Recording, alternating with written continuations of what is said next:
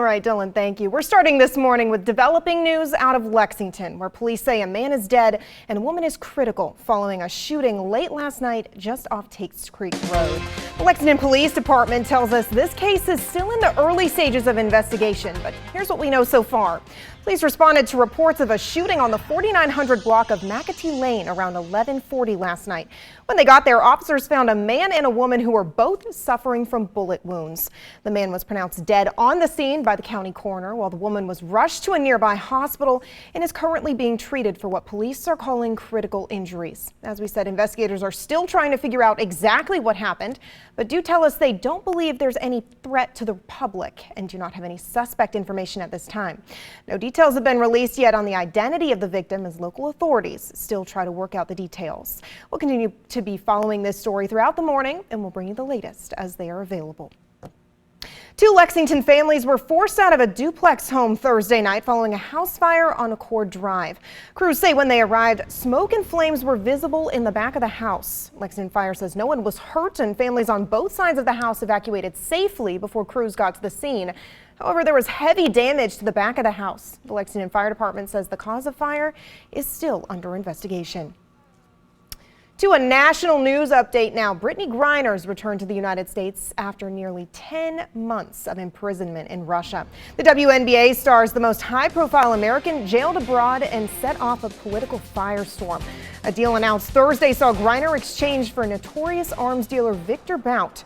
Griner was seen getting off a plane, as you can see, in San Antonio earlier this morning. The Lexington Herald-Leader reporting that Fayette County Public Schools will be extending Paul Laurence Dunbar principal Marlon Ball's administrative leave by another 20 days. The district first placed Ball on leave November 2nd in connection to an investigation into an inappropriate conduct allegation. Ball's leave was announced in a statement from the school district mourning the suicide death of Dunbar's athletic director Jason Howell. FCPS Superintendent Demetris Liggins hasn't yet commented on the extension, while Ball's attorney told the Herald-Leader that he looked forward to the investigation coming to a conclusion as soon as possible. A suspect who police say was the man behind the trigger in a downtown Lexington shooting 2 months ago is in court this morning. Back on October 2nd, Lexington police arrested 28-year-old Adrian Black Jr. He's on your screen right now, charging him with first-degree assault and 2 counts of wanton endangerment. Investigators say Black was taken into custody at the scene after deputies working in the downtown entertainment district heard a gunshot in the 100 block of Cheapside Street. The victim was taken to a local hospital and treated for non-life-threatening injuries. Black's arraignment began at 8:30 this morning. Governor Andy Beshear has announced plans to revamp the state's troubled juvenile detention system by assigning male teenagers to facilities based on the severity of their offenses. Beginning in 2023, the new system will place male juveniles charged with serious crimes in a high-security facility. It'll replace a decades-old regional system that has placed juveniles in detention facilities based on where they live. The governor says the new classification system for male juveniles ages 14 and older is aimed at enhancing safety in a system struggling with violent outbursts. I'll tell you right now, under the regional model, it would mean that we are housing someone being charged with murder next to somebody who is truant. That's made it incredibly difficult because we have seen disruption after disruption and violence from those that are charged with these higher level crimes.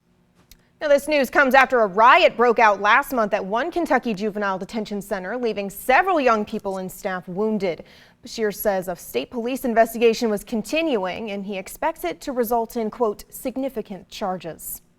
Governor Beshear also spent a good deal of his Team Kentucky update on Thursday discussing recovery efforts in Western Kentucky as we come up on that 1-year anniversary of those deadly December tornadoes. Western Kentucky's received more than $31.8 million in federal assistance, and the Team Western Kentucky Tornado Relief Fund has received more than 150,000 donations, totaling over $52.3 million. Rebuilding still underway for many homes and businesses destroyed in Western Kentucky's tornadoes. But for some, the rebuilding's still ongoing. ABC 36's Anna Medina spoke with a tornado survivor who, to this day, is still without a home. I just want my house built and sit in my backyard and around my fire, and I'll be happy. Stories of survival in Western Kentucky continue pulling your heartstrings. Almost a year later, Some have rebuilt new homes and have officially moved in. You're just numb. You're like, is this real? Lily Ryherd recalling the night in December when several tornadoes ravaged iconic parts of Bowling Green. As the anniversary inches closer, Ryherd is still without a home. It's the week prior I'd had a knee replacement, so my son that lives in Jersey City had come down to help me during that time. Well, then his husband came in, so we had the two of them, and then my grandson. She says her home at the time didn't have a basement, but it had a cellar. She decided to move her family out of harm's way and wait for the storms to pass by. We got down in there and, if you will, hunkered down until, and I told the guys, I said, it's going to get real still and quiet for a little bit, and then it's going to hit. And sure enough, it did, and then it hit, and the house was shaking. Then all of a sudden, you hear glass going everywhere. As Ryherd and her family waited to make sure the storms were gone, what came next are images Lily will never forget. We waited a little bit till we made sure everything was okay, then went upstairs to assess the damages. Sure enough, his big old maple tree had fallen all over the top of my house, crushed in the better part of the second story. Even with the destruction in front of her eyes and the years of memories in a home destroyed in a matter of seconds, Lily was optimistic. Well, I always wanted new replacement windows. I guess I'm finally going to get them. Ryherd was not aware of just how bad the damage was. At that point, I didn't realize I was going to get a whole new house. What came next were battles that Lily never envisioned. I didn't even qualify for an SBA loan because I had insurance. It's been very challenging.